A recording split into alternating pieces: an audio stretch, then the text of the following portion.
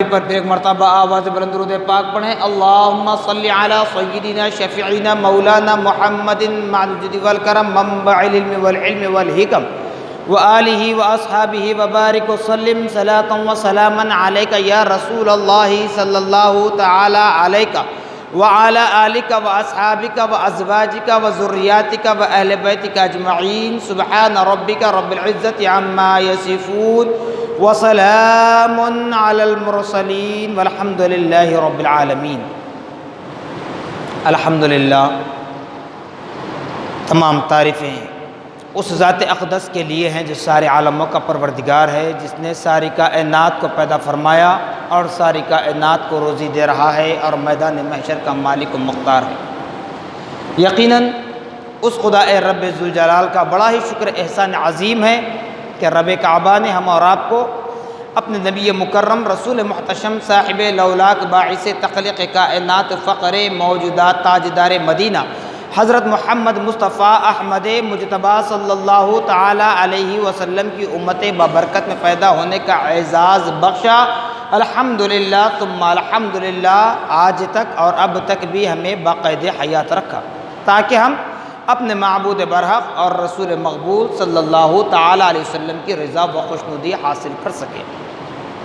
تو معزز سامعین محترم، یہ ماہ مبارک رجب المرجب کے نام سے یاد کیا جاتا ہے، یعنی رجب کا مہینہ کہلاتا ہے۔ اس کے بعد کا مہینہ شعبان، اس کے بعد کا مہینہ رمضان، جس کے لیے نبی کون و مکان صلی اللہ تعالی علیہ وسلم نے ارشاد فرمایا، رجب اللہ شعبان شہری و رمضان امتی، یعنی رجب اللہ کا مہینہ ہے، شعبان میرا مہینہ ہے، رمضان میری امت کا مہینہ ہے۔ ٹھیک ہے؟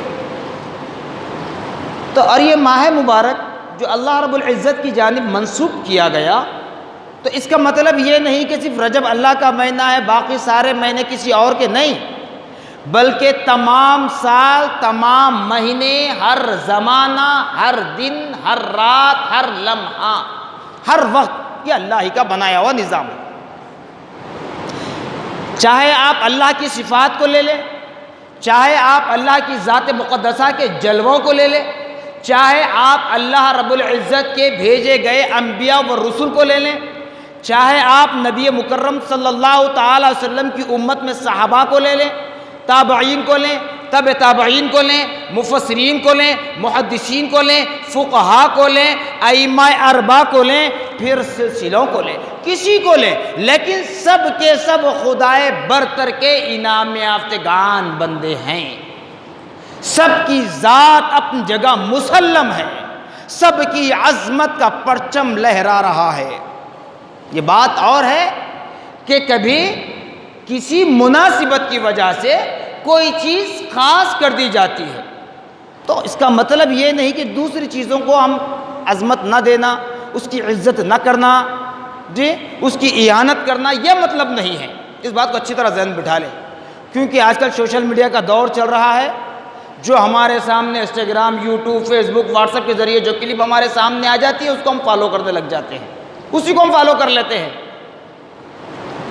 تو ایسا نہیں ہے، ہمیں مکمل طور پر سننا چاہیے اور صحیح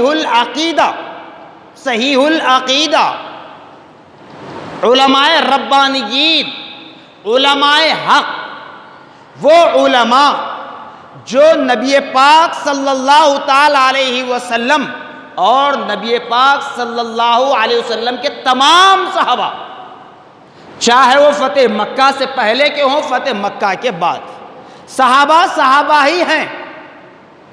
اب چاہے وہ نبی کے اعلان نبوت سے پہلے صحابی بنے، چاہے وہ نبی کے اعلان نبوت کے بعد صحابی بنے، چاہے وہ فتح مکہ سے پہلے صحابی بنے یا فتح مکہ کے بعد صحابی بنے، ہجرت سے پہلے صحابی بنے یا ہجرت کے بعد صحابی بنے، معراج کا واقعہ ہونے سے پہلے صحابی بنے یا معراج کے بعد ہونے کے بعد صحابی بنے، سب صحابہ ہیں۔ صحابہ کی اہمیت ایک ہی بتائی جاتی ہے، تعریف ایک ہی بتائی جاتی ہے، ہم کو ہر ایک کی تعظیم کرنا ہے، لیکن بسا اوقات کوئی چیز خاص کر دی جاتی ہے، جیسے رجب اللہ کا مہینہ ہے، تو اس کے لیے قرآن مقدس میں تیسرے پارے کی پہلی آیت بتا رہی ہے تلک الرسل فضلنا بعضهم علی بعض. تمام انبیاء و رسل، ہم کتنے نبیوں کے نام جانتے ہیں؟ مشکل سے 10 20 25 50 نبیوں کے نام جانتے ہیں، بہت سے بہت، جو بائی ہارٹ ایک ساتھ ہم بول سکتے ہیں. 50-100 انبیاء کے نام جانتے ہیں، لیکن انبیاء و رسول کی تعداد اللہ اس کے رسول کے سوا کوئی نہیں بتا سکتا صحیح تعداد. اس کے لیے اس لیے لفظ استعمال کیا جاتا ہے کم و بیش، کم یا زیادہ، جو بھی وہ اللہ اس کا رسول جانتا ہے. 1,24,000 انبیاء علیہ السلام اجمعین ہیں اس دنیا میں آئے ہوئے. تو ان کے لیے اللہ پاک نے قرآن میں فیصلہ کر دیا، کیا کہا؟ تلک الرسل فضلنا بعضهم علی بعض. انبیاء و رسول کو ہم نے بھیجا، تمام نبیوں اور رسولوں کو ہم نے بھیجا، لیکن بعض کو بعض پر فوقیت دی ہے، بعض کو بعض پر فوقیت دی ہے، مقام بتلایا گیا ہے. کیونکہ حالات ایسے ہوتے ہیں، ہر زمانہ ایک نہیں ہوتا، ہر حکومت ایک ساتھ کام نہیں کر سکتی. دنیا کے اعتبار سے اگر مثال دوں تو ہر حکومت آپ کے مطابق کام نہیں کر سکتی، لیکن کبھی ہمیں کسی حکومت کا کام پسند آ جاتا ہے تو اس کو ہم اچھا کہنے لگتے ہیں. تو اس کا مطلب یہ نہیں کہ اس کو اچھا کہہ کر دوسرے کو برا کہہ، نہیں، ہر کوئی اپنے اپنے زمانے کے تقاضوں کے اعتبار سے کام کرتے ہیں. تو انبیاء و رسول کو بھی ایسی فضیلت دی گئی. تو یہ دنیا سے کمپیئر نہیں کر رہا ہوں، بلکہ ذہن کھولنے کے لیے دنیا کی مثال بتایا. تو اللہ رب العزت کے بھی 99 صفات بتا جاتے ہیں، 99، لیکن اس میں سب سے زیادہ رحمان اور رحیم کا ذکر ہوتا ہے. بسم اللہ لیجئے، رحمان و رحیم ہے. قرآن مقدس کی تلاوت کیجئے، تقریباً جگہوں پر رحمان اور رحیم کے نام سے یاد کیا جاتا ہے رب کو. کیوں؟ کہ اللہ نے یہ صفت کو اپنے لیے خاص کر لیا ہے. اللہ نے اپنے لیے یہ صفت خاص کر لی ہے، تو اپنے بندوں میں بھی کچھ چیزوں کو خاص کر لیتا ہے، چنندہ بندوں کو اپنے لیے خاص کر لیتا ہے. اب ان خاص میں بھی اور خاص ہوتے ہیں اور خاص میں بھی اور خاص ہوتے ہیں. یہ مراتب الگ الگ ہیں، لیکن کسی کا مقام و مرتبہ دیکھ کے دوسروں کو برا بھلا کہنا یہ بالکل غلط عمل ہے. تو اسی لیے اہل سنت والجماعت کا یہ طریقہ ہے. اہل سنت والجماعت سے مراد آج میں آپ کے درمیان کھڑا ہوں، یا آپ میرے سامنے ہیں، یا آپ اور ہم نہیں ہیں، یہ ہم اپنے اسلاف کے طریقوں پر چل رہے ہیں. اہل سنت والجماعت یہ آج کی جماعت نہیں ہیں. اچھی طرح ذہن میں بٹھا لیں، کیونکہ آج سلطان الہند، ہند کے بادشاہ عطائے خیر الانام آل رسول حضرت خواجہ معین الدین چشتی سنجری رحمۃ اللہ علیہ کا سالانہ عرس بڑی عقیدت و احترام کے ساتھ منایا جاتا ہے. تو ایسے موقعوں پر نوجوانوں کو بہکاتے ہیں کہ کیا ملتا ہے، وہاں جانے سے کیا ملتا ہے، وہ مر گئے مٹی میں مل گئے، کچھ نہیں کر سکتے. یاد رکھیے، میں نے بارہا کہا ہے، اگر یاد نہیں ہے تو پھر وہ الفاظ یاد دلا دیتا ہوں. جو حضرات اس بات پر اعتراض کرتے ہیں، یہ غلط کمنٹس کرتے ہیں کہ وہ مر گئے مٹی میں مل گئے، کچھ نہیں کر سکتے، تو سب سے پہلے آپ یہ جان لیں انتقال کا مطلب کیا ہے. انتقال کا معنی کیا ہے؟ انتقال کر گئے، ان کا فلاں کا انتقال ہو گیا، فلاں کا وصال ہو گیا، اس کا مطلب کیا ہے؟ اگر گھر میں مثال کے طور پر یوں لیں، میرے والد کا انتقال ہوا، اب میں کھڑے رہ کر کہوں میرا باپ مر گیا، میں کہوں گا نہیں، کیونکہ باپ کی تعظیم ہوتی ہے، باپ کی عزت ہوتی ہے. باپ مر گیا نہیں کہتے، کوئی نکل کر یہ نہیں کہتا کہ میرے ابو جان مر گئے، نہیں بولتا، میرے بابا کا انتقال ہوا، میرے بابا کا انتقال ہوا. تو انتقال کے معنی کیسا؟ منتقل میں شفٹنگ، ایک جگہ سے دوسری جگہ شفٹ ہونا، اس دنیا سے اس دنیا میں چلے جانا. تو عام آدمی کے لفظ استعمال کیا ہو رہا ہے؟ انتقال، منتقل ہونا، شفٹ ہونا. تو مطلب کیا ہوا؟ زندہ ہے تبھی تو شفٹ ہو رہا ہے، زندہ ہے تبھی تو شفٹ ہو رہا ہے. ارے مردہ کیا شفٹ ہوگا؟ مردہ تو جل جاتا ہے، مردہ تو پانی میں ڈبو دیا جاتا ہے، مردہ تو ہوا کے حوالے کر دیا جاتا ہے، مردہ تو جانوروں کی غذا بن جاتا ہے۔ ارے مومن جب مردہ نہیں ہو سکتا تو اولیاء اللہ کیسے مردہ ہوتے ہیں؟ جب ایک عام مومن مردہ نہیں کہلایا جا سکتا، جب ایک عام مومن انتقال کر کے اس دنیا کو چھوڑ کر اس دنیا میں شفٹ ہو سکتا ہے، تو پھر اولیاء اللہ جو اللہ کے انعام یافتگان بندے ہیں، جو خدا کا پیغام تم تک پہنچا رہے ہیں، جو اپنے آپ کو فنا فی اللہ کر کے خدا کے پیغام کو تم تک پہنچایا، خدا کے دین کو تم تک پہنچایا، خدا کے کلام کو تم تک پہنچایا، خدا کی عبادت کرنا سکھایا، تمہیں اسلامی زندگی دی، اسلامی طور طریقہ سکھایا، تو وہ اولیاء اللہ مردہ کیسے ہوتے ہیں؟ وہ اولیاء اللہ مردہ کیسا ہوتے ہیں؟ اب اس کے بعد بھی اگر کہو، اس کے بعد بھی اگر کہو تو پھر بلا خوف و خطر مجھے کسی چیز کا خوف نہیں ہے، نہ جان کا ڈر ہے، نہ سر کے کٹنے کا ڈر ہے، نہ جان کا ڈر ہے، نہ سر کے کٹنے کا ڈر ہے۔ برجستہ یہ چیلنج کرتا ہوں، یہ صرف بورا بنڈے کا علاقہ مسجد ابراہیم گلشنی کا احاطہ نہیں، دنیا کے کسی خطے میں کسی کونے میں لے جا کر کسی مجمع میں کھڑا کر لیں، بڑے بڑے سورما کیوں نہ ہو سب کے سامنے یہ اعلان کروں، کیوں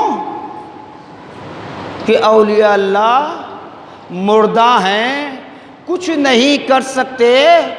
تو جناب والا چلیے اپنے اسی فتوے کو لے کر جس ولی کی بارگاہ میں چلنا چاہتے ہیں آپ چلیے اپنی مرضی سے۔ میں نہیں کہتا کہ خواجہ بندہ نواز کے پاس چلو، میں نہیں کہتا کہ خواجہ غریب نواز کے پاس چلو، میں نہیں کہتا کہ غوث اعظم کے پاس چلو، میں نہیں کہتا کہ حضرت یوسف شریفین کے پاس چلو، میں نہیں کہتا کہ بابا شرف الدین کے پاس چلو، میں نہیں کہتا کہ امام انوار اللہ فاروق کی بارگاہ میں چلو، میں تو کہتا ہوں ارے جس ولی اللہ کی بارگاہ پر چلنا ہے چلو، چل کر تم اپنا فتویٰ پیش کرو، میں صرف با ادب و احترام اپنا سلام عرض کر لوں گا، دیکھیں میرے سلام کا جواب آتا ہے یا تمہارے فتوے کی تصحیح ہوتی ہے۔ یقیناً کچھ نہیں کرتے وہ تمہارے لیے، کیونکہ تمہارے پاس لینے کا طریقہ نہیں ہے، اور ہم اہل سنت والجماعت ہمارے لیے سب کچھ وہی کرتے ہیں، کیونکہ ہمارے اعمال اس قابل نہیں ہیں۔ اگر ہم اپنے اعمال پر نظر ڈال لیں، اپنے گریبان میں جھانک کر اگر دیکھ لیں، اپنے آپ کو دیکھ لیں، تو خدا کی رحمت دونوں کو سامنے رکھ کر کمپیئر کریں، ترازو میں رکھ کر تول لیں کہ ہمارے اعمال اور خدا کی نعمت، خدا کی رحمت، خدا کی رحمانیت، تو ایک سیکنڈ کے لیے بھی خدا کی رحمت ہم پر نازل نہیں ہو سکتی۔ ہمارے آج ایسے اعمال ہیں۔ اب اعمال کیا ہے وہ میں نہیں بولتا، کیونکہ پہلی بات تو طنز کرنا مقصد نہیں کسی پر، اور دوسری چیز ہر کوئی محاسبہ کر سکتا ہے، ہر کوئی سوچ سمجھ سکتا ہے کہ ہم کس طریقے کی زندگی بسر کر رہے ہیں، ہمارے کیا اعمال ہیں، دن بھر میں ہم کیا کیا کرتے ہیں، صبح بستر سے اٹھ کر رات بستر میں سوتے ہیں ہم کیا کیا کرتے ہیں بہتر جانتے ہیں۔ پھر اسی دوران 5 وقت ہمارے نماز کا وقت آتا ہے، اذان ہمارے کانوں میں آواز سنائی دیتی ہے، کتنی نمازیں ہم پڑھتے ہیں یہ ہم بہتر جانتے ہیں۔ تب ان اعمال کی بدولت ایسے موقع پر کیا خدا کی رحمت ہم پر نازل ہو سکتی؟ ہمارے اعمال کو اگر دیکھ لیں، کیونکہ ہمارے اعمال کا پلڑا بھاری ہو رہا ہے، مگر کیسے؟ بدفعلیوں سے، بدکاریوں سے، گناہوں سے، نیکیوں کا پلڑا کم ہے۔ تو جو زیادہ پلڑا بھاری ہوگا وہی حکومت ہوگی۔ تو اسی لیے ہم اولیاء اللہ کا وسیلہ لیتے ہیں، اور یہ وسیلہ آج ہم نہیں لے رہے ہیں، اس کے لیے خود قرآن نے تاکید کی ہے محترم، خود قرآن میں ہے یا ایھا الذین آمنوا ابتغوا الیہ الوسیلہ وجاہدوا فی سبیل اللہ لعلکم تفلحون۔ اے وہ لوگوں جو ایمان لائے ہو، وسیلہ تلاش کرو، وسیلہ تلاش کرو۔ اگر کامیابی چاہتے ہو، اگر کامیابی چاہتے ہو تو وسیلہ تلاش کرو، رب کو راضی کرنا چاہتے ہو تو وسیلہ تلاش کرو۔ تب بھی اگر سمجھ میں نہ آئے اور تھوڑا آگے بڑھ جاؤں، نبی پاک صلی اللہ علیہ وسلم کی عظمت کے لیے اللہ نے کیا بتلایا؟ جبکہ ساری دنیا میں خدا سے بڑھ کر عظمت والا کوئی نہیں ہے، خدا سے بڑھ کر عظمت والی شے کوئی اور نہیں ہے، خدا کی ذات سے بڑھ کر عظمت والی ذات کسی اور کی نہیں ہے۔ وہی عظمت والی ذات مقدسہ کہتی ہے کہ اے لوگو، اگر تم مجھ کو راضی کرنا چاہتے ہو تو میرے نبی کی اتباع کر لو، میری عظمت کرنا چاہتے ہو، مجھ سے محبت کرنا چاہتے ہو، اپنے اعمال کو میری بارگاہ میں قبول کروانا چاہتے ہو تو میرے نبی کی تعظیم کر لو۔ اب ترجمہ سن کر کہہ رہے ہوں گے قرآن بولے موسیٰ سے اردو میں بول رہے ہیں، آیت بھی لیجیے قرآن پاک کی، قُلْ إِن كُنتُمْ تُحِبُّونَ اللَّهَ فَاتَّبِعُونِي وَيُحْبِبْكُمُ اللَّهُ فَاتَّبِعُونِي يُحْبِبْكُمُ اللَّهُ وَيَغْفِرْ لَكُمْ ذُنُوبَكُمْ وَاللَّهُ غَفُورٌ رَحِيمٌ۔ اے نبی پاک صلی اللہ علیہ وسلم آپ فرما دیجئے کہ یہ لوگ اگر اللہ کو راضی کرنا چاہتے ہیں، اپنے رب کو راضی کرنا چاہتے ہیں تو آپ فرمائیے فَاتَّبِعُونِي، پہلے میری اتباع کریں۔ اس کے بعد اللہ فرما رہا ہے یحببکم اللہ، اللہ تم سے راضی ہو جائے گا، یغفر لکم ذنوبکم، تمہارے گناہوں کو بھی معاف کر دے گا، واللہ غفور رحیم، اللہ معاف کرنے والا ہے۔ تو کب؟ نبی کی تعظیم کے بعد، نبی کی اتباع کے بعد۔ تو پھر آج ہم کس اعتبار سے منہ موڑ سکتے ہیں صاحب؟ خواجہ اجمیری رحمۃ اللہ علیہ پر اعتراض، ان کی کرامتوں پر اعتراض، ارے اسی لیے تو کرامت کہا گیا جو ہماری عقل و ہوش کے مطابق نہ ہو، جو ہمارے ذہن و گمان میں بھی الفاظ نہ آتے ہوں، یہی الفاظ کو اسی لیے کہا جاتا ہے کرامت۔ اولیاء اللہ کا مقام کیا دیکھی تم نے؟ اگر دیکھنا چاہتے ہو تو جاؤ وہاں جا کر اپنا معروضہ پیش کرو، پھر دیکھو زندگی میں کیسی تبدیلی آ جاتی ہے۔ دینے والا خدا کی ذات ہے، لیکن ہمارے اندر وہ طاقت نہیں ہے کہ ہم ڈائریکٹ لے لیں۔ دینے والی ذات خدا کی ہے لیکن ہم ڈائریکٹ نہیں لے سکتے صاحب۔ نہیں بولتے اعتراضات کرتے، نہیں خواجہ معین الدین صاحب جیسے نمازیں پڑھے، عبادت کرے، نوافل پڑھے، اس طرح تم بھی عمل کرو تو تم بھی خدا تک پہنچ سکو گے۔ کہاں پہنچ سکتے؟ پھر آئیے دنیا میں جس کو تم نے اپنا ووٹ دے کر اپنا وزیر اعظم بنایا، اپنا چیف منسٹر بنایا، تو بتاؤ تم اسے ڈائریکٹ مل سکتے؟ ان جو اسکیم دے رہا ہے تم ڈائریکٹ ہینڈ ٹو ہینڈ اس کے ہاتھ سے لے سکتے؟ کسی نے لیا ہے تو بتاؤ؟ کسی عام آدمی نے اپنے چیف منسٹر سے کوئی اسکیم اپنے ہاتھ سے ہینڈ ٹو ہینڈ اگر لیا ہے تو بتاؤ مجھے اٹھ کر ابھی۔ تو پھر میں بھی کہوں گا یقیناً خواجہ غریب نواز کچھ نہیں دے سکتے، دینے والی ذات خدا کی ہے۔ اے بندگان خدا تم خدا سے مانگو، اعلان کروں گا۔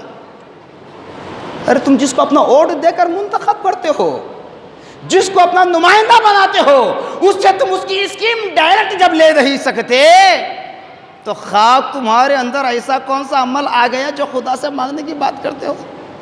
تو اسی لیے خدا کے پاس جانا ہے، خدا کو راضی کرنا ہے، خدا کو منوانا ہے، خدا کی بارگاہ سے اپنے رزق میں طلب کرنا ہے، اپنے عمر میں برکت چاہنا ہے۔ رزق میں برکت چاہتے ہو، اگر نوکریوں میں کمائیوں میں برکت چاہتے ہو، اولاد میں برکت چاہتے ہو، ان اولیاء اللہ کا وسیلہ لو، کیونکہ انہوں نے اپنے آپ کو فنا فی اللہ کر چکے ہیں۔ اور آخری باتیں بتا دوں، اب اتنا سب سننے کے بعد کیا بولتے معلوم؟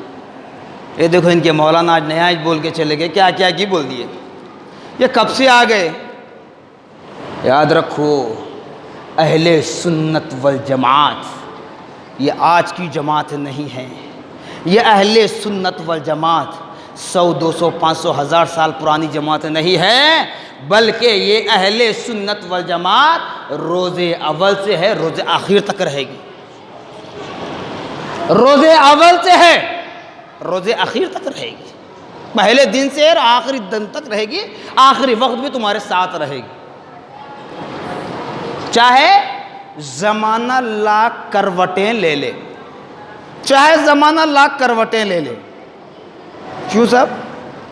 اب اس کو بھی اچھے انداز میں سمجھا دیتا ہوں تاکہ ذہن میں بیٹھ جائے، کیونکہ بعض اوقات ایسا ہوتا ہے سن لیتے ہیں لیکن بات ذہن میں نہیں بیٹھتی، پھر کوئی کچھ کہہ دیے تو وہاں پس و پیش میں ہو جاتے ہیں، ارے مولانا جمعہ میں یہ بولے تھے، اب یہ مولانا فیس بک میں یہ بول رہے ہیں، ارے یہ مولانا یوٹیوب پہ یہ بول رہے ہیں، ارے یہ مولانا فلاں بول رہے ہیں۔ تو لہذا ایک مثال آپ کو بتا دیتا ہوں، اچھی طرح ذہن میں بٹھا لیں، جب بھی آپ کو ایسا مسئلہ درپیش ہو تو پھر وہ مثال یاد کرتے پورا خاکہ ذہن میں آ جاتا، جتنا سنے جہاں جہاں بھی سنے علماء حق کے بیانات کو۔ اولیاء اللہ کا مقام کیا ہوتا ہے، اہل سنت والجماعت کیا چیز ہے، کون سی جماعت ہے، کب سے کب تک ہے۔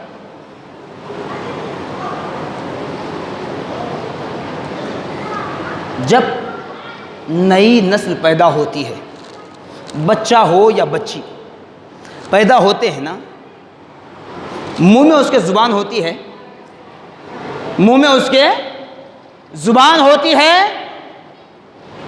دانت کب آتے ہیں، 6 مہینے کے بعد سے آنا شروع ہوتے ہیں۔ کب تک رہتے، یوں سمجھ لیجئے اگر کوئی ضعیفی عمر تک بھی اگر زندہ ہیں تو 50 سال کے بعد سے آہستہ آہستہ کیڑ لگتا ہے، کچھ بھی ہوتا ہے، ایک ایک ایک کر کے دانت ختم ہو جاتے ہیں۔ بچپن میں جوانی میں مرنے کی بات چھوڑ دیجئے، شروع سے آخر تک جا رہا ہوں، ضعیفی کی عمر تک، چاہے 100 سال ہو، 80 سال ہو، 60 سال ہو، 50 سال کے بعد دانت جھڑنا شروع ہوتے ہیں، دانت خراب ہوتے ہیں۔ پیدا ہوئے تو منہ میں زبان تھی، دانت نہیں تھے، اب مرنے کا وقت آ چکا ہے، ایک ایک کر کے دانت آئے تھے، اب ایک ایک کر کے دانت جا رہے ہیں، ایک ایک کر کے دانت آئے تھے، اب ایک ایک کر کے دانت جا رہے ہیں۔ جب تم اپنے رب سے جا ملو، کفن میں اپنے منہ پر لپیٹ لو، تو اس وقت آپ کے منہ میں زبان برقرار رہے گی، دانت نہیں رہیں گے۔ تو یہ اہل سنت و جماعت بھی یہی زبان ہے جو روز اول سے ہے اور روز آخر تک رہے گی۔ جس طرح دانت آہستہ آہستہ آئے اور آہستہ آہستہ چلے گئے، تو یہ جماعتیں، یہ مذہبیں، یہ ساری فتنے آتے رہیں گے اور جاتے رہیں گے، لیکن باقی رہنے والی زبان ہمارے منہ میں زبان ہے، تھی اور رہے گی۔ یہی اہل سنت و جماعت ہے، جو روز اول میں تھی، ہے، میدان محشر میں رہے گی۔ یہی اہل سنت والجماعت کی غلامی کل میدان محشر میں ہمیں کامیابی اور کامرانی کا راستہ بتائے گی۔ دانت پیدا ہوئے وقت نہیں تھے، مرتے وقت بھی نہیں رہتے۔ تو یہ سارے کڑ بندھن، یہ ساری جماعتیں، یہ سارے فتنے، یہ سارے شرک بدعت کے فتوے درمیان میں آئے اور منزل مقصود پہنچنے سے پہلے چلے گئے، اپنی منزل پر جانے سے پہلے ہی نکل کر چلے جاتے ہیں۔ تو یہ اولیاء اللہ آج کوئی نئی جماعت لے کر نہیں آئے۔ خواجہ غریب نواز رحمۃ اللہ علیہ 800 سال پہلے کوئی نئی جماعت لے کر نہیں آئے، صحابہ لے کر نہیں آئے، یہ نبی نے اپنی شریعت میں اختیار نہیں کیا، بلکہ خدا کا بنایا ہوا نظام ہے۔ اعتراض کرتے ہو تو کر لو، ابھی بھی میں نے قرآن کی آیتیں سامنے رکھ رہا ہوں۔ جیسے آپ کو بتا دے، یا ایھا الذین آمنوا اتقوا الیہ الوسیلہ، ٹھیک ہے، سورہ مائدہ کی آیت ہے۔ پھر اس کے بعد آئیے قل ان کنتم تحبون اللہ، سورہ آل عمران میں۔ پھر اس سے پہلے اور آئیے سورہ فاتحہ، جو آپ سوائے نماز جنازہ کے ہر وہ نماز کی ہر وہ رکعت میں پڑھتے ہیں۔ اسی لیے تو کہا جاتا ہے جناب، مجبور مسرور نہ سہی تو مجبور سہی، خوش ہو کر نہ سہی تکلیف میں سہی۔ مجبوراً تو ماننا پڑتا ہے۔ زندگی بھر انکار کرو کہ ہم نبی کو نہیں مانتے، ہم ولی کو نہیں مانتے، ہم صحابی کو نہیں مانتے، ہم کسی کو نہیں مانتے، ہم ڈائریکٹ خدا سے مانگیں گے۔ ارے تم جس خدا سے مانگنے کی بات کرتے ہو، وہی خدا رب العالمین کہتا ہے، اے بندے تو ڈائریکٹ آنے کے قابل نہیں ہے، اے بندے تو میری بارگاہ میں ڈائریکٹ آنے کے قابل نہیں ہے۔ کیسے کہتا ہے؟ اہدنا الصراط المستقیم۔ اس سے پہلے آپ اقرار کر رہے ہیں کیا؟ ایاک نعبد و ایاک نستعین، کہتے ہیں مولا ہم تیری ہی عبادت کرتے ہیں، تجھ ہی سے مدد طلب کرتے ہیں۔ تو اللہ کی عبادت سے بڑھ کر کسی اور کا ذکر نہیں ہے، اللہ کی عبادت سے بڑھ کر کسی اور کا ذکر نہیں ہے۔ لیکن اللہ تعالیٰ جب اقرار کروا رہا ہے تو پھر اللہ نے سوچا کہ اگر اس کو اپنی عبادت پر اترایا جائے، اگر اس کی عبادت اور ریاضت کو قبول کر کے اپنا محبوب بنا لیا جائے، تو پھر اپنے آپ پر ایسے اترائے گا کہ سب کو اسلام سے خارج کرتا چلا جائے گا۔ اللہ نے اعلان کر دیا، اے بندے رک جا، اہدنا الصراط المستقیم پڑھ آگے۔ ایاک نعبد و ایاک نستعین، یقیناً تو میری عبادت کر رہا ہے، مجھی سے مدد طلب کر رہا ہے، مجھی سے ہیلپ مانگ رہا ہے، یقیناً میں دینے والا ہوں، لیکن میں ایسے نہیں دوں گا، میں ایسے نہیں دوں گا۔ اہدنا الصراط المستقیم۔ اس کے بعد آپ کی زبان سے کہلوایا جا رہا ہے کہ اہدنا الصراط المستقیم کہے، کیا مطلب؟ مولا ہمیں سیدھا راستہ بتا۔ کسی نے چلا لکھا، کسی نے بتا لکھا، لیکن قربان جائیے علی شیر خدا حیدر کرار رضی اللہ تعالیٰ عنہ کی ذات مقدسہ پر کہ وہ ارشاد فرماتے ہیں مولا تو حاکم ہے، ہم محکوم ہیں، تو حکم دینے والا ہے، ہم حکم کی تعمیل کرنے والے ہیں، تو اگر چلایا تو چلنے کی طاقت ہمارے اندر نہیں ہے، اگر راستہ بتایا تو دیکھنے کی طاقت ہماری آنکھوں میں نہیں ہے، تو پھر مولا ہمیں نہ دکھا نہ بتا، بلکہ مولا ہمیں سیدھا راستہ چلا، سیدھا راستہ چلا، اختیار تیرا ہے، تو جو حکم دے گا اس کی تعمیل ہم کریں گے۔ ابھی بات ختم نہیں ہوتی، قرآن آگے کہتا ہے صراط الذین انعمت علیہم، کیونکہ اللہ تعالیٰ جانتا ہے کہ ہر کوئی اپنے آپ کو بڑا سچا، بڑا نیک، بڑا متقی، بڑا پرہیزگار کہے گا، تو پھر اب وہ انعام یافتگان بندے کون ہوتے ہیں، وہ صراط مستقیم راستہ کس کا ہوتا ہے؟ تو بتلا دیا سورہ فاتحہ میں صراط الذین انعمت علیہم، مولا ہمیں ان لوگوں کا راستہ چلا جن پر تو نے اپنا انعام نازل فرمایا۔ اب بتاؤ خدا کا انعام لینے والے کون ہیں؟ ہمارے باپ دادا میں کوئی ہیں جنہوں نے خدا کا انعام حاصل کیا؟ خدا کی بارگاہ سے انہیں انعام ملا؟ خدا کی ذات سے انہیں انعام ملا؟ کوئی نہیں ہے، تو پھر کون ہے؟ تو پھر آگے چوتھے بارے میں بیان ہوتا ہے انعام اللہ علیہم من النبیین والصدیقین والشہداء والصالحین وحسن اولئک رفیقا۔ اللہ رب العزت نے اپنے انعام یافتگان بندوں کو 4 حصوں میں بانٹا ہے، انبیاء علیہ السلام اجمعین، صدیقین یعنی صحابہ، شہداء، صالحین، صالحین سے مراد یہ اولیاء اللہ ہے۔ اس کے بعد آپ کیا کہتے ہیں صاحب سورہ فاتحہ کے اختتام پر؟ غیر المغضوب علیہم ولا الضالین، مولا ہمیں ان لوگوں کا راستہ مت چلا جن پر تو نے اپنا غضب نازل کیا ہے، اپنا قہر نازل کیا ہے، اپنا عتاب نازل کیا ہے، مولا ہمیں ان لوگوں کا راستہ مت چلا۔ اسی لیے تو سورہ فاتحہ کے اختتام پر آمین کا پڑھا جاتا ہے، آمین کہا جاتا ہے۔ تو اب معلوم ہو گیا کہ یہ اہل سنت والجماعت کوئی نئی جماعت نہیں ہے، کوئی اپنا پرچم لہرا کر اپنے جیب گرم کرنا نہیں چاہتی ہے صاحب، یہ روز اول سے ہے روز آخر تک، زبان پیدا وقت بھی ہے، مرے وقت بھی زبان باقی رہتی ہے۔ زبان پر اگر چھالا آ جائے، زخم بھی ہو جائے، تو کوئی ڈاکٹر یہ نہیں کہتا کہ زبان کاٹ کر نکال لی جائے۔ دانت خراب ہے تو ڈاکٹر کہتا کہ صاحب دانت نکالنا پڑے گا، ورنہ بازو کے دانت کو بھی کیڑ پکڑ لے گا، ایک ایک کر کے سارے دانت ختم ہو جائیں گے۔ لیکن زبان اگر زخمی ہو جائے، چھالا نہیں، اگر یہاں تک خون بہنے لگ جائے، تب بھی زبان کو نکالنے کے لیے کوئی ڈاکٹر نہیں کہتا دنیاوی اعتبار سے۔ تو یہی طریقہ ہے قرآن کا، یہی طریقہ ہے دین اسلام کا، یہی طریقہ ہے خدائے وند کا، کہ وہ اہل سنت والجماعت کو باہر نہیں نکال سکتا کوئی، چاہے زمانہ لاکھ کروٹیں لے لے، چاہے دنیا کی دولت لاکھ کروٹیں لے لے، چاہے دنیا کی عزت، دنیا کا جاہ و جلال، دنیا کی شان و شوکت لاکھ کروٹ کیوں نہ لے لے، مگر خواجہ معین الدین چشتی رحمۃ اللہ علیہ نے جو اسلام کی تبلیغ فرمائی ہے وہ پرچم لہراتا رہے گا، ہند کا بادشاہ بنا کر بھیجا گیا ہے۔ لیکن یاد رکھو، بڑے مزے کی بات یہ ہوتی ہے، آج کا وہ متبرک دن جہاں سلسلے چشتیہ میں عید کا دن بھی تصور کیا جاتا ہے، یہ سے مراد خوشی کا دن ہے، عید الفطر عید الاضحیٰ مراد نہیں لینا، عید کا دن تصور کیا جاتا ہے۔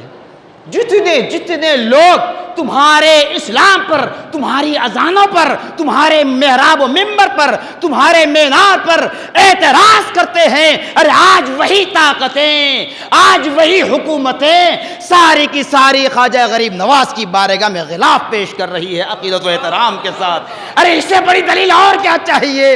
ارے غیر ہو کر کیوں اللہ والوں کا کام ہوتا ہے کہ بلا مذہب و ملت، بلا تفریق مذہب و ملت ہر کسی کو فائدہ پہنچاتے رہتے ہیں، اس لیے سب کے سب عقیدت و احترام کے ساتھ ان کی چوکھٹ کو بوسہ دیتے ہیں۔ اور یہ ہم ہیں، ہم میں سے بعض ایسے مسلمان ہیں کہ جو اعتراض کرنے کے لیے تلے ہیں۔ خدارا سمجھنے کی صلاحیت کو پیدا کیجئے اور سمجھیے دین اسلام کیا ہے، اولیاء اللہ کیا ہے؟ پھر وہ بات کہتا ہوں، اگر اولیاء اللہ کا سہارا، اولیاء اللہ کا سہارا چند منٹ کے لیے، چند منٹ، 5 10 15 منٹ کے لیے اگر یہ اولیاء کرام کا سایہ ہمارے سروں سے اڑ جائے تو قسم خدا کی خدا کا عذاب نازل ہو جائے گا۔ ہمارے یہ اعمال ہیں، ہمارے یہ اعمال ہیں، خدا کا عذاب نازل ہو جائے گا۔ یہ اولیاء اللہ آرام فرما رہے ہیں، ہمارے لیے دست بدعا ہیں، رب کی بارگاہ میں ہمارے لیے التجا کرتے ہیں، تبھی تو آج ہم سکون کی سانس لے رہے ہیں، تبھی تو ہم سینہ ٹھوک کر کہتے ہیں کہ ہم مومن ہیں، سر بلند کر کے کہتے ہیں کہ ہم مومن ہیں۔ اللہ اس کے رسول کا واسطہ، اللہ والوں سے منہ نہ پھیریے۔ آج حضرت خواجہ غریب نواز رحمۃ اللہ علیہ کی چھٹی شریف ہے، اپنے گھروں میں فاتحہ خوانی کا اہتمام کریں تاکہ آنے والی یہ معصوم نسلوں کو بھی معلوم ہو جائے کہ رجب کی 6 تاریخ حضرت خواجہ غریب نواز رحمۃ اللہ علیہ کے چھٹی شریف کی تاریخ ہوتی ہے، اور آپ یاد تازہ کریں، آپ کا ذکر خیر کریں، اس سے ہمارے گھروں میں برکت ہوتی ہے۔ جزاکم اللہ خیرا جزا، وآخر دعوانا الحمدللہ رب العالمین۔ سنت ادا فرمائیں۔